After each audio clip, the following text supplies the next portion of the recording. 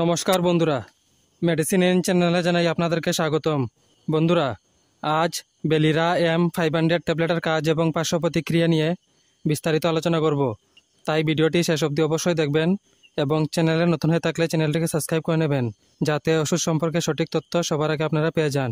বেলিরা M500 tablet এটি তৈরি করেছে অ্যালকেম ল্যাবরেটরিজ লিমিটেড। এটি যে উপাদান দিয়ে তৈরি করা হয়েছে তা হলো ইভোগ্লিপটিন 5 mg এবং মেটফরমিন 500 mg।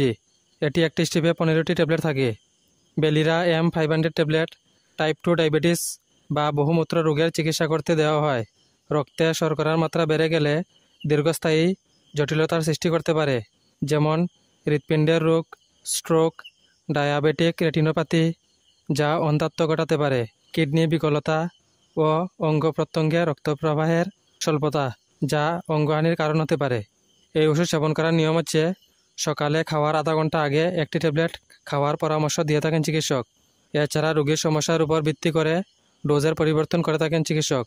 এই ওষুধ সেবনে সাধারণ কিছু পার্শ্ব প্রতিক্রিয়া দেখাইতে পারে, তা হলো মাথা ঘোরা, মাথা ব্যথা, বমির ভাব, পিঠে ব্যথা, খাওয়ার অরুচি এবং প্রস্রাব করতে জ্বলা হওয়া। যদি এরকম সমস্যা দেখা দেয় তাহলে ওষুধ সেবন বন্ধ করে অবশ্যই চিকিৎসকের পরামর্শ নেবেন। বন্ধুরা, ভিডিও ভালো লেগে থাকলে লাইক, কমেন্ট, শেয়ার অবশ্যই করবেন। ধন্যবাদ।